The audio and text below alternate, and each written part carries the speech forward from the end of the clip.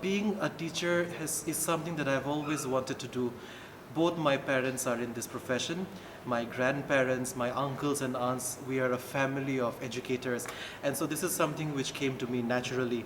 Teaching is something which speaks to me, and so I just knew that I had to become a teacher. I define myself as someone who was born to teach. The best thing about my job is being spontaneous. Teaching, no one can train you for teaching. You learn on the job. What applies for one class will not apply for the other class. Depending on the students, the learning environment, you have to plan things on the spot, and that spontaneity is what really speaks to me. Apart from that, getting to interact with the youth, helping them to be broad-minded and work for the betterment of the state. I think that is something which is really good about this profession. That would be in the year 2011. I was doing my master's at Christ University, Bangalore, and as part of our PG program, we had an internship. So I did my internship from here back in 2011, and back then the college looked absolutely different. Many of our buildings did not exist. We had cows grazing in the campus, and I think looking at that, it just makes me smile because I realize how far the college has come in just a couple of years. The change is tremendous, and it gives me hope because I know that the college will continue to grow in this manner. English has always spoken to me because English combines emotions with facts. We don't just delve in the facts in English, we also go beyond facts and move into these emotions. What did people feel and experience? For example, if you pick up Thomas Hardy's book, The Mayor of Casterbridge, this book perfectly documents what life was like in the 1800s.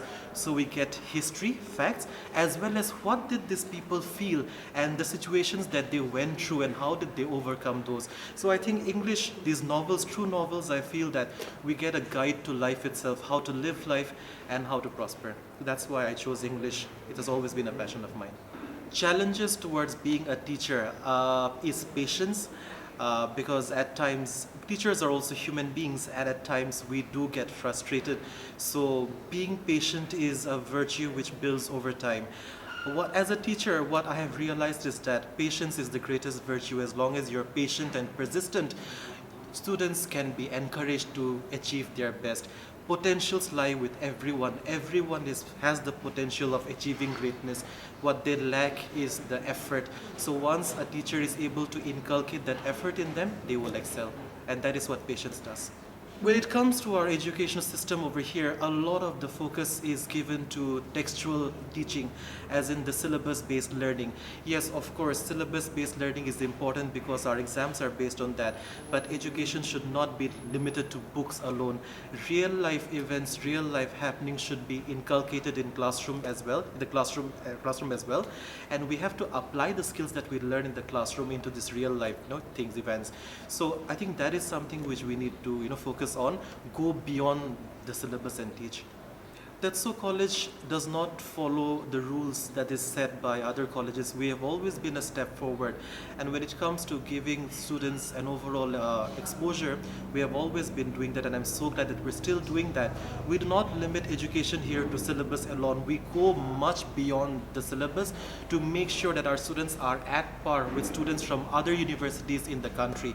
We make sure that our students are confident enough and they have the content and valid opinions to express themselves on a very good platform when they go out of the state as well. So that is, I think, something really great that TETSO does. I had left TETSO College in 2017 to pursue my PhD. My coursework is done, and after that I had joined St. Joseph University for exposure.